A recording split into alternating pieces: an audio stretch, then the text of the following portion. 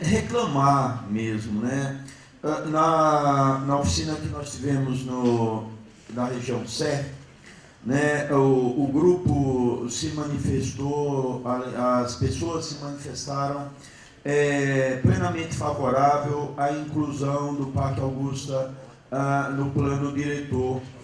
Não diria no artigo 130, como está posto, né, tudo bem, mas no mapa, mapa número 5. Estranhamente sumiu.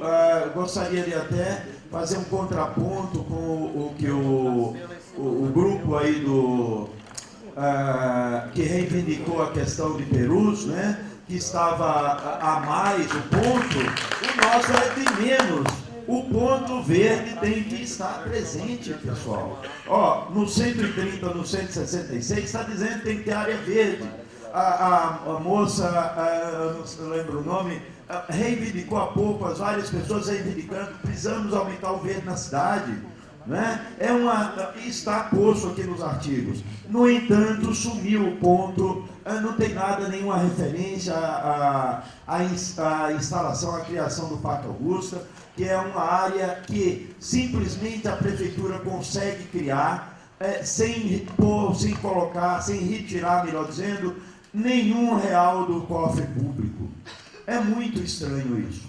Né? O senhor Haddad, o prefeito, vem falando há alguns dias publicamente que não é prioridade.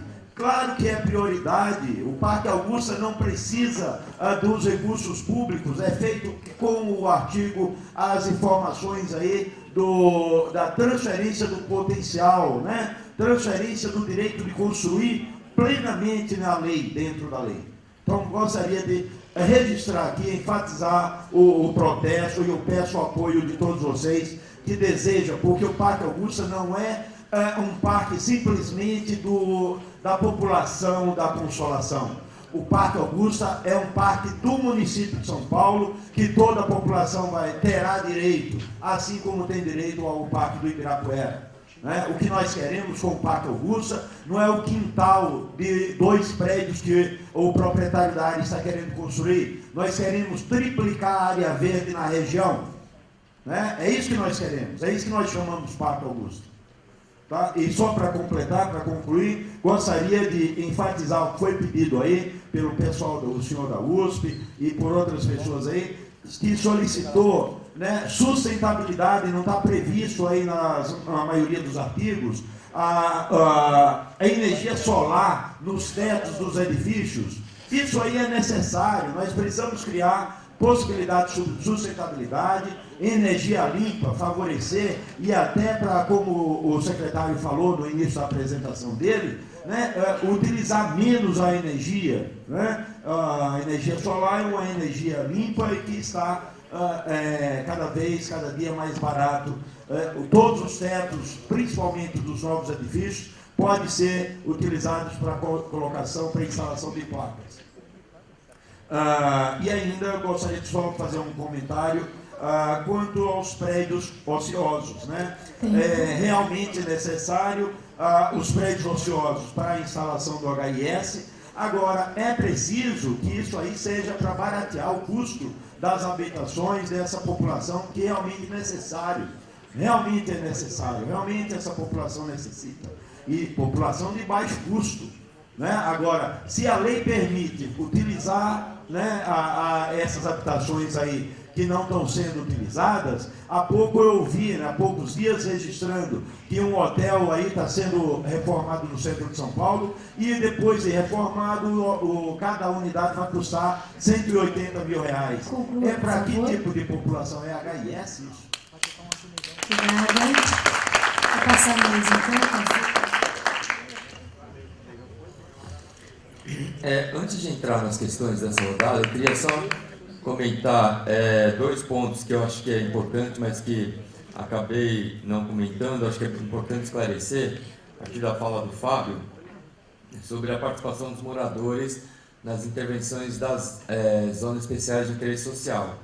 A gente está mantendo os conselhos gestores nas zonas especiais de interesse social 1 e 3, né, que são as áreas ocupadas No caso das EIs 1, são áreas ocupadas com favelas, loteamentos irregulares, conjuntos habitacionais populares que precisam ter melhorias, ter urbanização, ter regularização fundiária. Então a gente está vinculando esses planos de urbanização e de regularização ao envolvimento e participação dos conselhos gestores formados pelos moradores dessas áreas, tá certo? Então, no caso das EIs 1 está contemplado, e no caso das EIs 3, que são áreas no centro da cidade, que podem estar desocupadas, com terrenos desocupados, com prédios desocupados, que têm que ser usados para habitação de interesse social, mas também pode ser áreas que estejam ocupadas, mas estão deterioradas, têm imóveis encurtiçados ou precisam ter um plano ali de recuperação urbana. Também a gente está prevendo que, no caso dessas áreas ocupadas, esses planos de intervenção urbana sejam feitos com a participação dos conselhos gestores, né? Eu acho que é importante manter isso. A gente acompanhou o papel do conselho gestor das EIs lá da Nova Luz, e eles tiveram um papel importante no debate sobre o plano de urbanização de toda a área. Então, mantemos esse instrumento, né, no caso dessas duas EIs.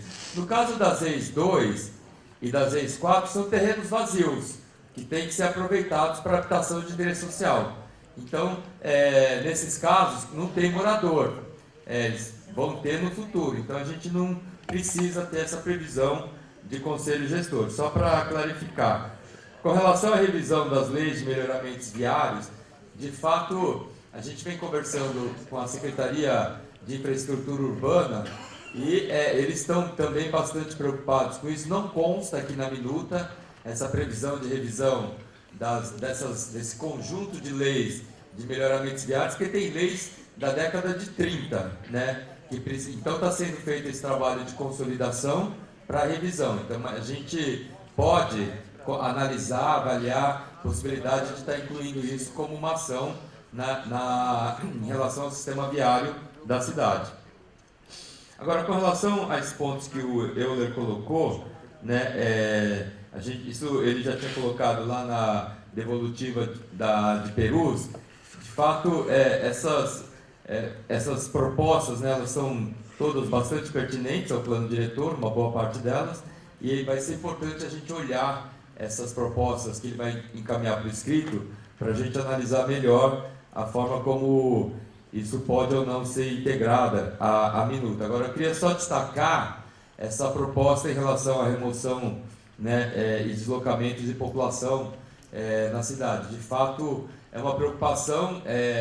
A gente pode, de fato, estar trabalhando nessa inclusão, né, de procedimentos básicos nesses casos de remoção, para garantir justiça social, para que não sejam feitas remoções de maneira arbitrária, sem participação dos moradores, etc. Já tem uma série de avanços, né, em relação a esse ponto. Então, esse é um ponto que eu acho que merece uma boa análise para a gente, eventualmente, trabalhar no aperfeiçoamento dessa minuta. Dentre outras propostas aqui que foram colocadas e que a gente tem que analisar melhor.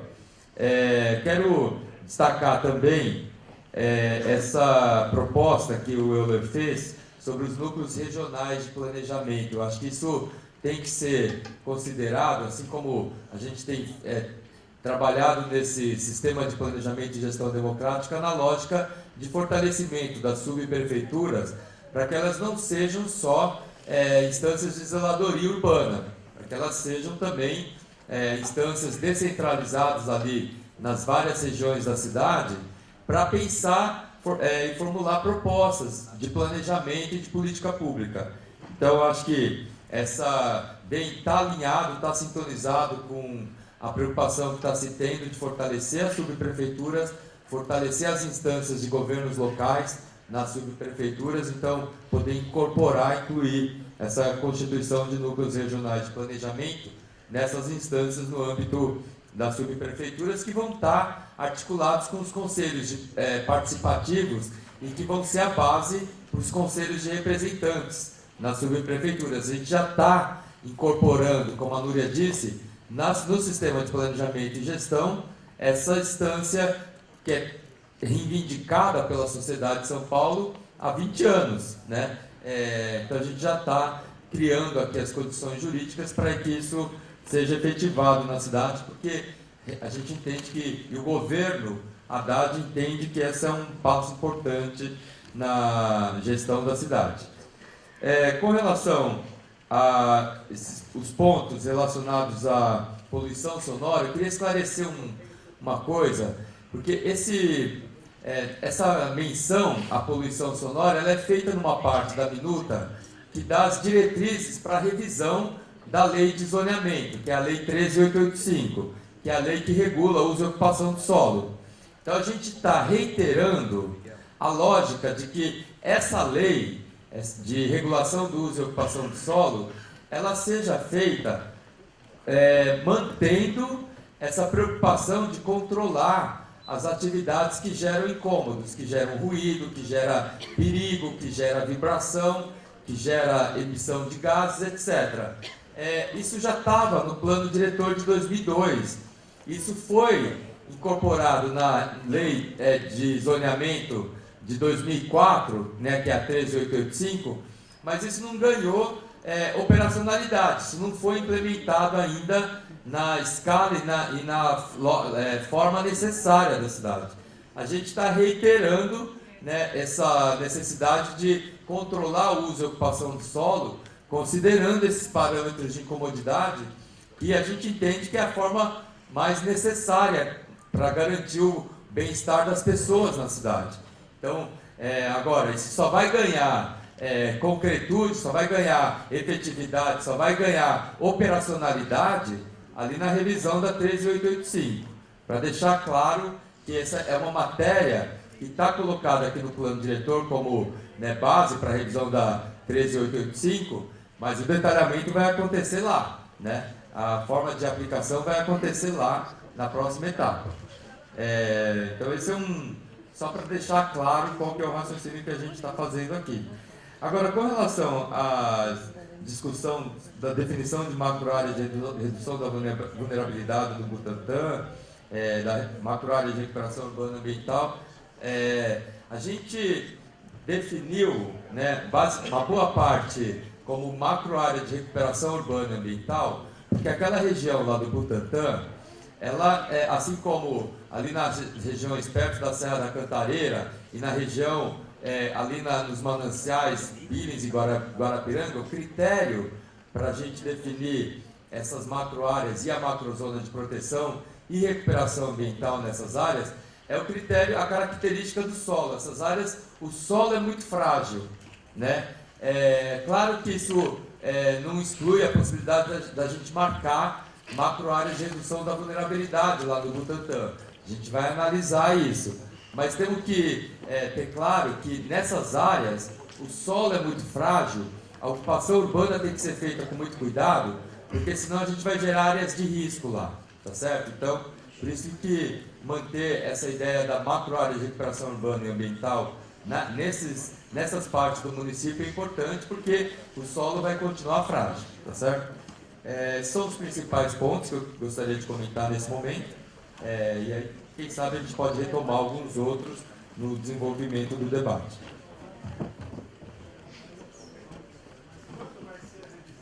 Eu só queria falar do Parque Augusta, que aquela área onde está sendo reivindicado o Parque Augusta é uma área privada. Então, para a prefeitura instalar o Parque Augusta, teria que encontrar uma forma de desapropriar a área, né? Ou de negociar com o proprietário via transferência do direito de construir para que ele doe a área. Agora, ele tem que concordar com isso. A prefeitura não pode obrigar que ele doe a área para a prefeitura e a prefeitura transfira o potencial construtivo, né? Porque esse instrumento da transferência do potencial construtivo a partir de doação, isso não está regulamentado. Isso está previsto de uma maneira genérica no plano diretor de 2002, mas isso não foi regulamentado, por isso que isso não acontece na cidade. Agora, a gente está detalhando isso com mais detalhes, né, com mais clareza, para permitir que essa doação de imóveis seja feita e essa transferência aconteça. Lei 13.885. da primeira que sai. Então, só que isso não foi regulamentado detalhadamente. Então, a prefeitura não pode obrigar que o proprietário doe imóvel para a prefeitura, né? Isso tem que ser feito com acordo com o proprietário. Ou a prefeitura desapropria, né? Edita um decreto de utilidade pública e desapropria, mas aí tem que pagar a indenização prévia, né? Então tem custos. Agora, essa implantação do parque, é que esse mapa, ele dá a impressão do jornal, isso não aparece, mas você tem a previsão do parque aqui no mapa 5, né? Tem a marcação desse parque aqui, sim. Essa minha foi que não aparece. Bom, eu queria agradecer as inúmeras contribuições que vieram nessa rodada, que são bastante pertinentes, como o Cazu colocou. A gente vai analisá-las com carinho. E queria me ater a 2 pontos. O primeiro é um ponto que o Euler trouxe e que me parece de enorme precisão e que, de certa forma, reforça o nosso intuito na maneira pela qual conduzimos a elaboração dessa proposta de plano diretor, que é exatamente a distinção entre um processo de idealização de um plano diretor versus uma proposta estratégica. Eu acho que o Euler tem razão do ponto de vista de que a gente não pode aqui achar que o plano diretor vai resolver todas as questões da cidade e querer fazer constar inúmeras diretrizes absolutamente legítimas, saudáveis, com as quais a gente compartilha, não há nenhum problema em inseri-las, mas a gente tem que ter consciência de que não é a escritura que vai garantir que de fato as coisas venham acontecer. A gente precisa ter uma visão estratégica. Se a gente não tiver uma visão estratégica, significa que a gente não tem prioridades e não tem caminhos precisos que possam ser motor das transformações e qualificação desejada. E a gente começa justamente, eu comecei aqui minha apresentação, a partir de 3 eixos estratégicos que contêm conceitos e ações que me parecem muito importantes enquanto uma visão de cidade, um projeto de cidade. Então, acho que o Euler tem total razão em relação a esse perigo de uma idealização excessiva. E até esses eixos estratégicos e essa visão estratégica até traz alguma resposta, acredito, a uma outra questão que foi levantada aqui a respeito da segurança. De fato, a segurança pública, ela é da gestão do governo do Estado. A polícia militar é do governo do Estado. Mas fica uma pergunta, então. Será que a questão da segurança é apenas um caso de polícia? Ou será que o modelo de cidade também traz impactos profundos na questão da segurança? Evidentemente que sim. Evidentemente que, por exemplo, a redução das desigualdades, a redução da vulnerabilidade é uma ação concreta que vai versar sobre a questão da segurança. É evidente que, literalmente, o modelo de rua, de cidade, também. Porque uma cidade totalmente murada, onde o sujeito só chega e sai de carro, onde as ruas são escuras, onde não tem gente andando, é muito mais inseguro do que as áreas que são ativadas, que são dinâmicas, que as pessoas andam, que as pessoas pelas quais há vitrines iluminadas, comércio ativado, etc, etc. Então, de fato, a gente tem um belíssimo debate, a gente discutir como é que o modelo de cidade pode, inclusive, trazer impactos em coisas que não necessariamente estão até na mão de gestão municipal. E esse modelo de cidade é a visão de cidade que a gente quer pensar, né? E a nossa cidade é uma cidade, a nossa visão de cidade é uma visão de cidade onde as pessoas andam, se encontram, ativam e tornam a cidade mais qualificada, mais interessante e até mais segura também. Senhor José Carlos, por favor, e na sequência a senhora Rosmarie Senha. Senhor José Carlos Garcia, isso.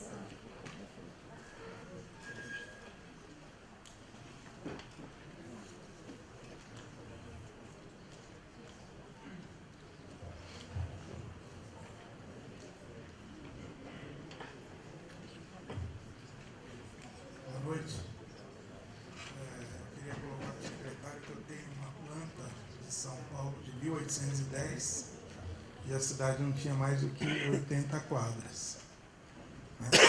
Eu sou corretor de imóveis e eu queria que todos aqui refletissem o que essas mudanças vão trazer para a cidade. O plano diretor de 2002, ele trouxe uma dinâmica na cidade que preocupa se for dada a continuidade nessa atual revisão. Hoje, no centro de São Paulo, proprietário de terreno não tem o menor constrangimento em pedir R$7.000 o metro. Aí há uma proposta de, nos eixos de transporte público, eliminar as garagens. Isso deveria ser revisto, na minha opinião.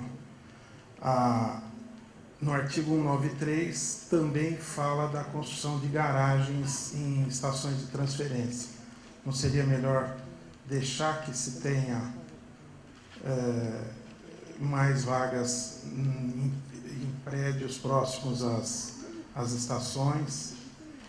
E, por fim, eu queria colocar que há um artigo que permite que se possa pegar prédios no centro, manter o potencial construtivo, mas não aumentar o número de garagens.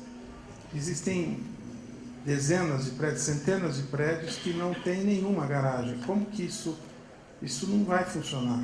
Não era melhor permitir o uso a construção de algum tipo de garagem e não permitir o estacionamento de carros em boa parte da cidade? Essa é uma colocação que eu acho que é pertinente. Obrigado. Muito obrigada. Senhora Rosmarie.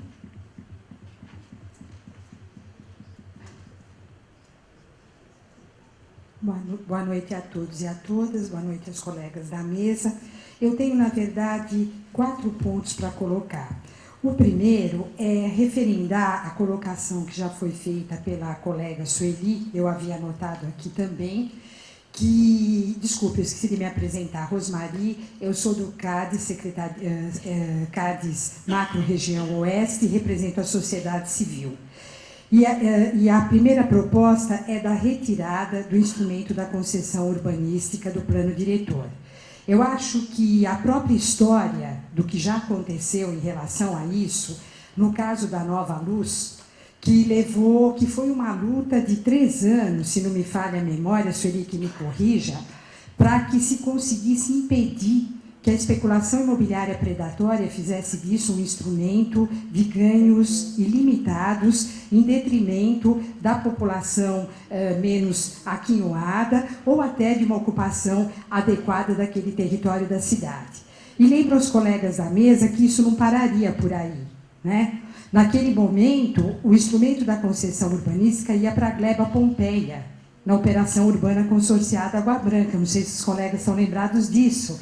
Eu lutei muito para que isso se impedisse, com a desculpa de que era um território confuso, cuja regularidade da terra era comprometida, tinham-se 1000 desculpas.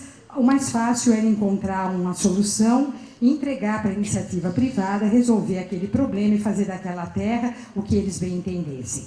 Eu acho que historicamente está mais do que provado que é um instrumento inadequado, foi utilizado de forma inadequada e eu acho que de forma nenhuma ele tem que continuar sendo explicitado no plano diretor. Esse é o primeiro ponto. O segundo ponto é com relação a... Eu não sei se isso já foi colocado, eu confesso que eu não consegui ler no detalhe, mas eu reitero, caso aquela necessidade de termos indicado no plano diretor a necessidade de um sistema perene de indicadores ambientais na nossa cidade, né? Muitos aqui falam de recuperar os fundos de vale, recuperar a mata ciliar, as áreas verdes, mas nós não temos um sistema de indicadores para saber se essas coisas funcionaram ou não, né? Quer dizer, fica aqui aquele achismo, eu acho que foi uma política boa, eu acho que não. Eu acho que está na hora de ter um sistema de indicadores ambientais perene, que funcione não só para a gestão atual, mas para as futuras, e que dê à cidadania e à sociedade civil um instrumento que lhe permita realmente ver se a nossa cidade está indo para o brejo, se melhorou ambientalmente ou não, enfim, como é que as coisas estão caminhando. Um terceiro ponto diz respeito ao adensamento nos eixos, né? Eu sou favorável à diminuição de garagens, eu acho que o plano diretor e mesmo a operação urbana consorciada Água Branca avançou em muitas coisas, mas quero lembrar que, secretário, quando nós falamos em mudanças climáticas, em episódios mais violentos, em menor intervalo de tempo, a questão da pluviosidade que a nossa cidade vai sofrer, ela vale não só para a área de risco, ela vale também para eixos que estão em fundo de vale, e a colega do Butantã lembrou isso. Então, nada contra, eu acho que é uma proposta adequada de adensamento, mas há que se ver com cuidado, territorializar aonde isso vai ser feito ou não, porque nós podemos correr o risco de, numa mudança climática mais exacerbada que a nossa cidade venha a sofrer, isso são dados de 70 anos que o IAG da USP já tem, a gente ter problemas sérios nesses adensamentos em fundos de vale. Então, fica aí o alerta, não contra a proposta de adensar, mas como e onde adensar. E, por último, finalizando, me preocupa muito a questão das EIs, da moradia popular. Eu não sei, eu confesso a minha ignorância, eu não saberia como fazer essa costura, Cazu, mas me preocupa como é que a gente faz para conversar o plano diretor e as operações urbanas que estão agora em andamento, como é o caso da Operação Urbana Água Branca, que, no meu entender, e acho que de muitos colegas, teve avanços significativos, e que, na última revisão do conteúdo do projeto de lei que está prestes a ser encaminhado pelo Executivo à Câmara Municipal, tivemos ali a discussão e a possibilidade, foi até no Memorial da América Latina, de termos 7.000 moradias populares naquela área, que é uma área um perímetro super privilegiado, né? Inclusive com destinação de recursos para a compra de terras, para que se tenha também a moradia popular e de interesse social. Então, eu não sei como fazer essas duas coisas casarem, porque eu não queria perder essa conquista. E muito pelo contrário, eu gostaria que ela fosse um exemplo para o plano diretor, mas eu confesso a minha ignorância. E tenho muito receio, terminando, tenho muito receio que, se a gente não deixar isso muito bem amarrado, muito bem escrito, muito bem colocado no papel, a especulação imobiliária predatória comprometa aquela cidade saudável, sustentável e justa que a gente tem portanto, lutado. Obrigada. Obrigada, senhor Fabrício Mitre. Senhor Fabrício Mitre? Não? Senhor Rubens de Almeida? Sim.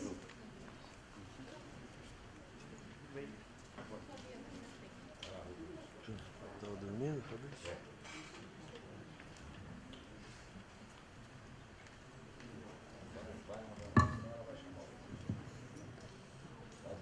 Olá, boa noite a todos. Meu nome é Fabrício Mitre, eu sou engenheiro e gostaria de colocar aqui 2 pontos que julgamos bem importantes. O primeiro deles diz respeito ao artigo 86, que fala sobre o cálculo da outorga, né? Bom, pelo cálculo proposto hoje, nesse novo plano, o que a gente pode entender é que fica praticamente inviável o desenvolvimento imobiliário na cidade, né? Levando em consideração que o cálculo, muitas vezes, ele multiplica por 3, 4, 5 vezes. Então, se a gente fizer uma conta simples, né, em que o lucro de um incorporador é em torno de 15% do desenvolvimento em um desenvolvimento imobiliário, e o terreno representa em torno de 15% do custo, o cálculo que fazemos hoje, o novo cálculo da outorga, nos leva a um número em que o custo da outorga representaria umas 3 ou 4 vezes o custo do terreno. Então, ou seja, o incorporador desenvolveria um empreendimento e não lucraria nada, né? Ou, enfim, na verdade a conta não fecha. Então, ou seja, o custo do terreno hoje